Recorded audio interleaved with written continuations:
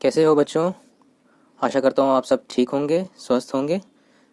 आज हम स्टार्ट करने जा रहे हैं एनसीईआरटी मैथ्स क्लास 11th का फर्स्ट चैप्टर जो कि है सेट। ठीक है।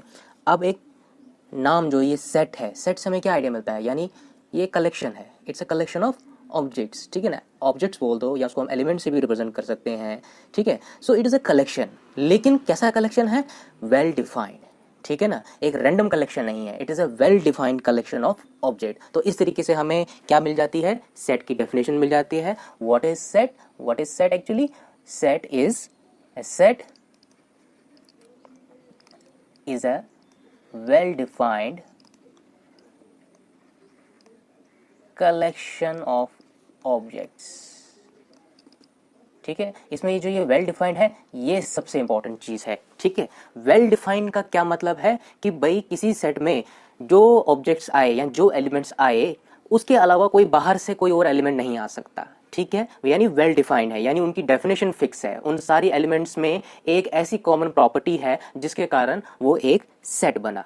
ठीक है, जैसे कि मैं बोलता हूँ ए सेट ऑफ नेचुरल नंबर, तो ये एक ऐसा सेट बन गया है जिसमें क्या होगा, सिर्फ नेचुरल नंबर्स आएंगे। या 2.3 वो सेट में आ सकता है, नहीं आ सकता। ठीक है, क्योंकि उसमें वो कॉमन प्रॉपर्टी नहीं है। कॉमन प्रॉपर्टी जो होगी 1 2 3 जो भी नेचुरल नंबर होंगे वो शेयर करेंगे। तो ये चीज इंपॉर्टेंट है, a set is a well defined collection of objects.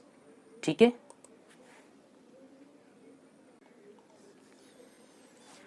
अब सेट्स का यूज कहाँ होता है, set are basically use to define the concept of relation and function. ठीक है, concept of relation and function वो हमारा नेक्स्ट चैप्टर आएगा 11th में। इवन 12th में भी हमें रिलेशन एंड फंक्शंस पढ़ना पड़ता है। ठीक है, एक तो वहाँ यूज होता है, और इसके अलावा जो सेट होता है हम नॉर्मल जो होती है आपकी ज्योमेट्री होती है, सीक्वेंसिंग होती है, प्रोबेबिलिटी, उसमें भी यूज होता है सेट का। ठीक है ना, बट यहाँ पर जो हम प्रैक्टिकल यूज देखेंगे सेट का वो हम देखेंगे रिलेशन एंड फंक्शन में, 11th में भी और 12th में भी। ठीक है, तो set is a well defined collection of object. ठीक है ना, यानी कलेक्शन ऑफ ऑब्जेक्ट्स, उन ऑब्जेक्ट्स में एक कॉमन प्रॉपर्टी है जिसके कारण वो एक कलेक्शन बना। ठीक है ना, कोई और बाहर से एलिमेंट उठ के उस कलेक्शन में नहीं जा सकता। वो तभी जा सकता है अगर वो दैट कॉमन प्रॉपर्टी शेयर करता हो उन एलिमेंट के साथ। तो इसकी बेसिकली जो पिक्चर होगी, जैसे जैसे हम न्यूमेरिकल सॉल्व करते जाएंगे हमें बिल्कुल क्लियर होती जाएगी। ठीक है, अब ये जो ये सेट है इसका आइडिया किसने दिया था, तो बेसिकली ये जरूरी है थोड़ा बहुत, क्योंकि आइडिया हमें पता चलना चाहिए कि भाई बताया किसने था, फर्स्ट कौन बंदा था जिसने मतलब इसका आइडिया दिया था सेट का। तो set was first developed by, वो एक जर्मन मैथमेटिशियन थे, जॉर्ज कैंटर जी। ठीक है, जॉर्ज कैंटर जी जो थे, ही फर्स्ट एनकाउंटर सेट। और इन्होंने एनकाउंटर कैसे किया, he encounter set while working on the problem on trigonometric series. ठीक है, ट्रिग्नोमेट्री डिस्कवर हो चुकी थी, तो उस सीरीज पे काम करते करते ही कम टू है मतलब एक प्रॉब्लम पे मतलब आ गए, जिससे उन्होंने क्या किया, ये जो कंसेप्ट ऑफ सेट है वो इन्होंने डेवलप किया। ठीक है, तो नाम क्या था इनके मैथमेटिशियन का जिन्होंने ये सेट बताया था, it was Georg, George, it was George canter, CANTOR। He was a German mathematician जिन्होंने क्या किया था, फर्स्ट टाइम सेट के बारे में एक आइडिया दिया था। ठीक है, अब क्या है, जैसे हम क्या करते हैं सेट के बारे में, क्या है कुछ चीज़ें हैं। सबसे पहले सेट के अंदर जो एलिमेंट्स डिफाइन होते हैं, ठीक है, सेट के अंदर जो एलिमेंट्स डिफाइन होते हैं उनको हम 3 नाम से जान सकते हैं। उनको हम ऑब्जेक्ट्स भी कह सकते हैं, ऑब्जेक्ट्स। ठीक है, उनको हम एलिमेंट्स भी कह सकते हैं। ठीक है, और उनको हम मेंबर्स भी कह सकते हैं। ठीक है, तो ये तीनों चीज़ों क्या होगी, ये तीनों जो है सिनोनिमस हैं। ठीक है, तो इन तीनों में से किसी एक से भी आप रिप्रेजेंट कर सकते हो that what are the elements of a set या व्हाट आर द ऑब्जेक्ट्स और मेंबर ऑफ ए सेट। ठीक है, अब सेट को सिंबॉलिकली रिप्रेजेंट करने का कैसे रिप्रेजेंट करते हैं, सेट जो होता है यूजुअली जो होता है हम कैपिटल लेटर से रिप्रेजेंट करते हैं, capital letter like A B C and so on. ठीक है, तो इन कैपिटल लेटर से बेसिकली क्या करते हैं, हम सेट को डिफाइन करते हैं। और दूसरी इंपॉर्टेंट चीज मैंने बोली, जो सेट्स के अंदर जो एलिमेंट्स होते हैं इनको हम ऑब्जेक्ट और मेंबर के नाम से भी बोल सकते हैं। ठीक है, और सेट के अंदर जो एलिमेंट्स होंगे, अब देखो, अब एक कोई ऐसा सेट भी आ सकता है जिसमें क्या होंगे, आपके इंग्लिश के ऐसे अल्फाबेट्स भी आ सकते हैं, एक इंग्लिश के अल्फाबेट का भी सेट आ सकता है। तो उस केस में हम एलिमेंट को कैसे रिप्रेजेंट करेंगे, क्योंकि सेट को तो हमने कैपिटल लेटर से रिप्रेजेंट किया, तो एलिमेंट को कैसे रिप्रेजेंट करेंगे, एलिमेंट्स को हम स्मॉल लेटर से रिप्रेजेंट करेंगे। सो व्हेनेवर अगर कोई ऐसा सेट होगा जिसमें क्या होगा, आपका जो एलिमेंट होगा जो सेट का होगा वो ये इंग्लिश अल्फाबेट होगा, तो उन एलिमेंट्स को हम किससे रिप्रेजेंट करेंगे, स्मॉल अल्फाबेट से। ठीक है, और कैपिटल अल्फाबेट से हम किसको रिप्रेजेंट करेंगे, आपके सेट को। ठीक है, कैपिटल अल्फाबेट से हम पूरे के पूरे सेट को रिप्रेजेंट करेंगे। तो वंस अगेन मैं क्या करूंगा, जो ये 3 इंपॉर्टेंट पॉइंट्स हैं सेट से रिलेटेड, उनको मैं लिख लूँगा। ये आपको नोट्स में भी मिलेंगे जो आप डिस्क्रिप्शन में डाउनलोड कर सकते हैं, ठीक है। डिस्क्रिप्शन में आपको इजीली ये नोट्स मिल जाएंगे, ठीक है, वहाँ से भी आप डाउनलोड कर सकते हैं। मैं यहाँ पर भी आपको लिख देता हूँ। सो क्या है, the following points are important. पहला पॉइंट क्या है, जो मैंने बोला कि भाई सेट को आप क्या कर सकते हो, सेट के जो एलिमेंट्स हैं उनको ऑब्जेक्ट कॉमा यानी एलिमेंट्स कॉमा और मेंबर MEMBER, तो ये तीनों से रिप्रेजेंट कर सकते हो, ठीक है। सेकंड मैंने क्या बोला, जो सेट होता है are usually represented by capital letters, ठीक है, यानी ABC एंड सो ऑन। और तीसरा इंपॉर्टेंट पॉइंट मैंने सेट से रिलेटेड क्या बोला, जो अगर कोई ऐसा सेट होगा जिसमें जो एलिमेंट्स होंगे सेट के वो इंग्लिश अल्फ़ाबेट्स होंगे, तो उनको हम किससे रिप्रेजेंट करेंगे, the element, in that case the element of a set is represented by small letters, ठीक है, ABC and so on. So these 3 points are worth noting, ठीक है। अब बच्चों आप सब लोगों ने 9th में भी और 10th में भी नेचुरल नंबर पढ़े होंगे, इंटीजर्स पढ़े होंगे, रैशनल नंबर पढ़े होंगे, रियल नंबर्स पढ़े होंगे। तो यहाँ पर क्या है, हम उसकी और ब्रीफ एक उसका दोबारा से आइडिया दे देंगे। तो उससे पहले हम क्या कर सकते हैं, हम क्या करेंगे बेसिकली, हम एक्सप्रेस क्या करेंगे, हम यहाँ पर हम क्या करेंगे देखेंगे, हम एग्जांपल्स में क्या होगा, मोस्ट यूजुअली जो होंगे जो नेचुरल नंबर्स होंगे, इंटीजर्स होंगे, काफ़ी टाइम जो होते हैं बार बार रिपीट हो रहे होते हैं। तो हमने क्या किया है, उनको पर्टिकुलर सेट से मतलब सिम्बॉलिकली इनको रिप्रेजेंट कर दिया है। तो ये किस तरीके से रिप्रेजेंटेशन की है, जैसे कि आपके जो set of all natural number है उनको हम रिप्रेजेंट करेंगे कैपिटल N से, ठीक है, set of all natural numbers, ठीक है। नेचुरल नंबर कहाँ से स्टार्ट होते हैं, 1 से 2 3 so on up to infinity, ठीक है, ये हो गया पहला। दूसरा है Z, इसे कौन सा रिप्रेजेंट होगा, सेट ऑफ ऑल इंटीजर्स, ठीक है। इंटीजर्स हमें पता है माइनस इन्फिनिटी से होते होते होते होते -3 -2 -1 0 1 2 अप टू इन्फिनिटी तक जाएंगे, ठीक है। तो ये क्या रिप्रेजेंट करेंगे, मतलब ये रिप्रेजेंट करेंगे ऑल इंटीजर्स, और इनको मतलब ये क्या है, एक इंटीजर्स का एक सेट है और उसको हम रिप्रेजेंट करेंगे Z से। तीसरा आता है आपका Q क्या रिप्रेजेंट करता है, set of all it is set of all rational numbers, ठीक है। ये सब देखने की ज़रूरत नहीं है, ये आपको मतलब नोट्स क्या करो, आप नोट्स पहले ही डिस्क्रिप्शन से डाउनलोड कर लो और उसका PDF साइज उसका मतलब देखते देखते आप वीडियो को देख सकते हो, तो आपको क्लियर आइडिया लग जाएगा, आपको कुछ लिखने की भी ज़रूरत नहीं है, ठीक है। तो क्यू क्या आ गया आपका, set of all rational number. अब यहाँ पर इंपॉर्टेंट चीज़ देखने वाली क्या है, ऑब्जर्व करने वाली क्या है, जब आप नेचुरल नंबर का सेट देखोगे और इंटीजर का सेट देखोगे, आपको ये आइडिया लगेगा कि जितने भी नेचुरल नंबर हैं वो इंटीजर में फॉल करेंगे, ठीक है। इंटीजर में जितने भी नंबर आ रहे हैं, नेचुरल नंबर उसमें सारे के सारे इंक्लूडेड हो रहे हैं, ठीक है। और जब हम क्यू की बात करें, which is the set of rational number, ठीक है, तो उसमें क्या होगा, सारे के सारे नेचुरल नंबर्स भी आ रहे हैं हमारे और सारे के सारे आपके इंटीजर्स भी आ रहे हैं, ठीक है। तो ये चीज़ हम आगे देखेंगे कि भाई अगर एक सेट के सारे एलिमेंट दूसरे सेट में आते हैं तो फिर इसको कैसे रिप्रेजेंट करते हैं, क्या करते हैं, तो वो चीज़ आगे नोट करने वाली है। बट यहाँ पर एक ब्रीफ आइडिया देने की ज़रूरत है कि भाई सारे के सारे नेचुरल नंबर आपके जो है Z यानी इंटीजर में फॉल करते हैं, और सारे के सारे जो इंटीजर्स हैं वो आपकी क्यू में। क्यू क्या है, रैशनल नंबर कौन से होते हैं, जो भी नंबर जिनको हम P/Q फॉर्म में लिख सकें, ठीक है, वो हो गए रैशनल नंबर। अब यहाँ पर अगर मुझे बोल दीजिए आप, क्या 5 वो रैशनल नंबर है कि नहीं, रैशनल नंबर है, क्यों, क्योंकि 5 डिवाइडेड बाय 1, तो इसको हम P/Q में लिख सकते हैं। रैशनल नंबर की कैटेगरी में कौन से नंबर्स नहीं आते, जो नॉन टर्मिनेटिंग रिपीटिंग होते हैं, लाइक वी हैव द पाई, √2, √3, ये क्या हो गए आपके इरैशनल नंबर, ये आपकी रैशनल नंबर की कैटेगरी में नहीं आते। अदरवाइज बाकी सारे नंबर जो होते हैं रैशनल नंबर की कैटेगरी में आते हैं, लाइक 2.5 क्या ये रैशनल नंबर है, ऑब्वियसली ये रैशनल नंबर है, क्योंकि 25/10 यानी हम इसको P/Q फॉर्म में रिप्रेजेंट कर सकते हैं। पाई रैशनल नंबर नहीं है, क्योंकि हम जब उसको हम एक्सपेंड करेंगे, ये हमारा जो होगा नॉन टर्मिनेटिंग होगा, यानी ये जो पॉइंट के बाद होगा, ये पॉइंट के बाद कहीं पर टर्मिनेट ही नहीं हो पाएगा, दैट्स वाई ये रैशनल नंबर नहीं है, ये क्या है, इरैशनल नंबर।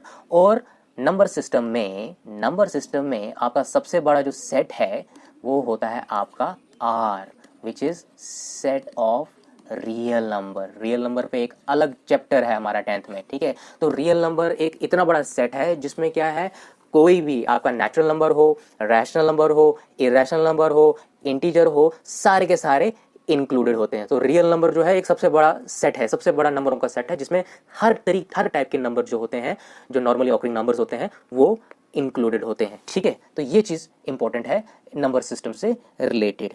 ओके, ये चीज़ क्लियर हो गई ना। अब नेक्स्ट हमारे पास क्या चीज़ है कि मैंने बोल दिया कि भाई सेट क्लियर हो गया, well defined collection of objects, ठीक है। वेल डिफाइंड का मतलब क्या है, यानी जितने भी एलिमेंट्स उसके अंदर होंगे वो एक कॉमन प्रॉपर्टी शेयर करे होंगे। लाइक मैं एक एग्जांपल देता हूँ, ए सेट ऑफ वॉवल, ठीक है। सेट ऑफ वॉवल अगर मैं उसको रिप्रेजेंट करूँ वी से, तो इसमें कौन कौन से आएंगे आपके, इसमें आएगा आपका ए, ई, आई, ओ, यू, ठीक है। बस इतने इंग्लिश अल्फाबेट्स आ सकते हैं इसमें। क्या इसमें आपका बी आ सकता है? नहीं है, आप बोलोगे नहीं आएगा इस सेट के अंदर। क्यों? क्योंकि ये सारे जो हैं एक कॉमन प्रॉपर्टी शेयर करें, और वो कॉमन प्रॉपर्टी क्या है कि ये सारे के सारे क्या है, वॉवल्स हैं। तो ये चीज इंपॉर्टेंट वाली बात है, दैट्स वाई ये बोलता है कि एक वेल डिफाइंड कलेक्शन है, एक रैंडम कलेक्शन नहीं है, ठीक है।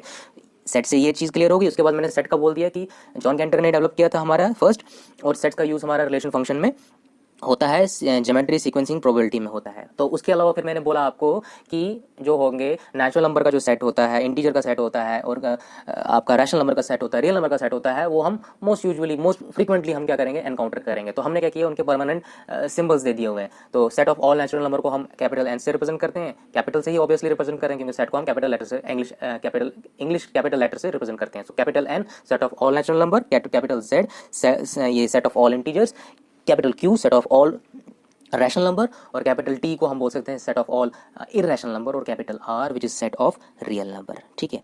ये चीज़ सारी क्लियर हो गई, ठीक है। अब क्या है कि भाई कोई भी एलिमेंट है वो सेट के अंदर जो है, सेट के अंदर एग्जिस्ट करता है। अब हमें अगर सिम्बॉलिकली इसको दिखाना पड़े कि भाई ये एलिमेंट जो है, ये एलिमेंट किसी सेट का पार्ट है कि नहीं, उसको रिप्रेजेंट करने के लिए हमारे पास सिंबल है। और वो सिंबल कौन सा है आपका, वो सिंबल है आपका इप्सिलॉन, इट्स EPSILON, ठीक है, इप्सिलॉन। इससे हम रिप्रेजेंट करते हैं कि कोई एलिमेंट जो होगा सेट का, कोई भी एलिमेंट होगा, क्या वो किसी सेट का पार्ट है कि नहीं। फॉर एग्जाम्पल मैं सेट लेता हूँ, लाइक सेट ऑफ वॉवल ही आप ले लो, AEIOU, ठीक है, ये सेट बन गया। अब मुझे बताना है कि भाई जो ई है, क्या ये एलिमेंट है वी का, है, ये सामने पता चल रहा है। तो हम इसको सिंबॉलिकली कैसे रिप्रेजेंट करेंगे, हम रिप्रेजेंट करेंगे E is an element of V, ठीक है। So this is the way, ठीक है। So E is a element of V, ठीक है, या E belongs to set V. So this is basically the symbolic representation of showing that whether a particular element is a part of a set or not, ठीक है ना। अब अगर मैं इसी में बात करूं B की, क्या B सेट का एलिमेंट है? नहीं है। तो उसको कैसे रिप्रेजेंट करेंगे, इसको हम रिप्रेजेंट करेंगे इप्सिलॉन को क्रॉस करके, it is not an element of V, ठीक है, या B does not belong to set V, ठीक है। तो इसमें बस ये चीज़ नोट करने वाली है कि भाई इस इप्सिलॉन का मतलब, इस इप्सिलॉन का यूज़ कहाँ पर है, ठीक है। इप्सिलॉन का यूज़ कहाँ करते हैं, जब हमें बताना होता है कि कोई एलिमेंट जो होता है वो सेट का पार्ट है कि नहीं, ठीक है। अब नेक्स्ट क्या है हमारे पास, नेक्स्ट है कि भाई सेट को रिप्रेजेंट कैसे करें। अब ये जो आप ये देख रहे हो, वॉवल को हमने जैसे रिप्रेजेंट किया AEIOU, ये बेसिकली एक तरीका है सेट को रिप्रेजेंट करने का। ये कौन सा तरीका है, ये रोस्टर फॉर्म जो है वो होता है, ठीक है। और दूसरा होता है सेट बिल्डर फॉर्म। तो यही चीज़ हम आगे पढ़ेंगे, ठीक है। सो क्या है कि there are 2 methods of representing a set, very important. Okay, यहाँ से स्टार्ट कर देते हैं, ठीक है। So there are 2 methods of representing a set। कौन कौन से मेथड्स हैं हमारे पास, पहला है आपका रोस्टर फॉर्म, ठीक है, जिसको हम टेबुलर भी समटाइम कह देते हैं, ठीक है, लेकिन मोस्ट यूजली हम उसको रोस्टर से ही रिप्रेजेंट करते हैं। सो रोस्टर फॉर्म, और sometime called as tabular form. दूसरा है आपका सेट बिल्डर फॉर्म, ठीक है, ये दो फॉर्म्स आ गए। अब रोस्टर फॉर्म में हम कैसे रिप्रेजेंट करते हैं? रोस्टर फॉर्म में रिप्रेजेंट करने के लिए एक तो हमें इन ब्रेसेस की जरूरत पड़ती है, ठीक है, कर्ल ब्रेसेस की जरूरत पड़ती है, और जो एलिमेंट्स होते हैं सेट के उनको हम कॉमा से अलग अलग करते हैं, ठीक है। सो इन रोस्टर फॉर्म करते हैं, so in roster form all the elements, ठीक है, जो सेट के जो एलिमेंट्स होंगे of a set are listed, ठीक है, the elements are being separated, the elements are being separated by commas and enclosed within braces। Simple है इस मैथमेटिकल टर्म, इस मैथमेटिकल डेफिनेशन का मतलब क्या है? सिंपल है, बहुत सिंपल है, इसमें ज़्यादा देखने की ज़्यादा समझने की ज़रूरत नहीं है कि भाई जैसे अगर सेट है वॉवल का वी, उसके लिए हमें क्या करना पड़ेगा? एक तो ये ब्रेसेस लेने पड़ेंगे और जो एलिमेंट्स होंगे उनको सेपरेट करना है कॉमा से, और एलिमेंट्स इसमें कौन कौन से होंगे? A comma E comma I comma O comma U, और इसको ब्रेस को क्लोज करना है। So this is the way, so this is the roster form of, this is the one way of representing a set, ठीक है। अब यहाँ पर रोस्टर फॉर्म में एक चीज अगर आप नोटिस करोगे कि यहाँ पर जब हमने एलिमेंट्स लिखे सेट के, क्या हमें ये पता है कि भाई ए ई आई ओ यू में क्या चीज़ कॉमन है? ठीक है ना, ये सेट जो है किस वजह से मतलब बना, ठीक है, ए ई आई ओ यू में कौन सी ऐसी कॉमन प्रॉपर्टी है जिसकी वजह से ये मतलब वी सेट बना? देखने से तो हमें यहाँ पता नहीं चलेगा, हमें अपने माइंड में कैलकुलेट करना पड़ता है कि भाई ए ई आई ओ यू यानी ये सेट ऑफ वॉवल लग रहा है, यानी इनमें आपस में रिलेशनशिप क्या है? ये सारे क्या है? वॉवल है, दैट्स वाई एक वी जो है एक सेट तैयार हो गया, ठीक है ना। तो रोस्टर फॉर्म की सबसे बड़ा ड्रॉबैक क्या है? रोस्टर फॉर्म में जब भी हम किसी सेट को रिप्रेजेंट करते हैं, उन एलिमेंट्स के बीच का जो रिलेशन होगा, यानी जो एक कॉमन प्रॉपर्टी होगी, वो हमें नहीं दिखेगी, ठीक है। तो उस चीज को ओवरकम करने के लिए हमारे पास दूसरा मेथड है, which is the set builder method, ठीक है। लेकिन उससे पहले और कुछ चीजें जो इंपॉर्टेंट चीजें हैं रोस्टर फॉर्म से रिलेटेड, वो क्या रिलेटेड? बेसिकली हमारे पास तीन इंपॉर्टेंट चीजें हैं। पहली इंपॉर्टेंट चीज क्या है कि सबसे पहली इंपॉर्टेंट चीज है कि भाई जो एलिमेंट्स का ऑर्डर होता है, ठीक है ना, यानी जिस ऑर्डर में एलिमेंट जो हम लिस्ट करते हैं ना रोस्टर फॉर्म, वो इमैटेरियल है। क्या मतलब है उसका? यानी जब हमने ये सेट लिखा V A I O U, इस सेट को मैं इसको ऐसे भी लिख सकता था। मैं क्या करता था? ओ को पहले लिख देता, फिर ई को बाद में लिखता, ए को बाद में लिख देता, ठीक है ना, आई को, यू को। तो it doesn't matter, order matter नहीं करता रोस्टर फॉर्म में कि कौन सा एलिमेंट आप पहले लिखो, कौन सा एलिमेंट बाद में लिखो, ठीक है ना। So it is free from order, ठीक है ना। So order is immaterial while representing a set in a roster form. पहली इंपॉर्टेंट चीज आ गई रोस्टर से रिलेटेड। सेकंड इंपॉर्टेंट चीज रोस्टर से रिलेटेड क्या है कि अगर रोस्टर फॉर्म में अगर हमें कोई ऐसा सेट रिप्रेजेंट करना हो जिस सेट के जो एलिमेंट्स होंगे वो इनफाइनाइट होंगे, like we have the set of natural number which is represented by N. तो इसमें हम कैसे रिप्रेजेंट करेंगे? इसमें क्या है बेसिकली प्रॉब्लम क्या आती है? इसमें इनफाइनाइट नंबर ऑफ एलिमेंट्स हैं, इनफाइनाइट नंबर ऑफ नंबर्स आते हैं जो नेचुरल नंबर की कैटेगरी में आते हैं, सेट में आते हैं। तो इसको कैसे हम रोस्टर फॉर्म में रिप्रेजेंट करें? इसको रिप्रेजेंट करने का सिंपल तरीका है 1 2 3 देन डॉट डॉट डॉट, ठीक है, और क्लोज कर देंगे ब्रेस, ठीक है। तो डॉट डॉट डॉट क्या रिप्रेजेंट कर रहा है? ये कंटिन्यू हो रहा है, कब तक? अप टू इन्फिनिटी, ठीक है ना। So this is the way by which we can represent the infinite series in a roster form. So this is the second important property related to the roster form. Third important चीज क्या है roster form में? हम क्या देखेंगे, कभी कभार आपके क्या एलिमेंट जो होंगे वो रिपीट होंगे। क्या होंगे? रिपीट। फॉर एग्जाम्पल मैं बोलता हूँ, एग्जाम्पल के लिए आप लेके चलो, जैसे वर्ड है स्कूल, ठीक है। अब हमें बताना है कि इस स्कूल वर्ड में कितने आपके इंग्लिश लेटर्स आ रहे हैं, ठीक है। स्कूल किससे रिप्रेजेंट होता है? जैसे SCHOOL, ठीक है। अब हमें बताना है इसमें कितने इंग्लिश अल्फाबेट हो रहे हैं। लाइक हम उसको किसी सेट ए से रिप्रेजेंट करेंगे, तो इसमें क्या क्या आया? S आया, C आया, H आया, O आया, O आया, L आया। यहाँ पर अगर आप नोटिस करोगे, यहाँ O क्या हो गया? 2 बार, यानी एक एलिमेंट जो होगा सेम एलिमेंट, मतलब एक एलिमेंट 2 बार रिपीट हुआ। तो रोस्टर फॉर्म क्या कहता है कि आपको क्या है, इस एलिमेंट को रिपीट करने की जरूरत नहीं है, आप इसको एक ही बार लिख सकते हो, ठीक है ना, और एक ही बार लिखना चाहिए। This is the correct methodology, ठीक है ना। इस सेट ए को हम लिखेंगे SCH और O एक ही बार लिखेंगे, यानी जो एलिमेंट किसी सेट में रिपीट हो रहा हो, 2 बार आ रहा हो, 3 बार आ रहा हो, 4 बार आ रहा हो, तो उस एलिमेंट को सिर्फ एक ही बार लिखना है। सो ये चीज़ इंपॉर्टेंट है। तो 3 चीज़ रोस्टर फॉर्म से रिलेटेड मैंने आपको बता दी।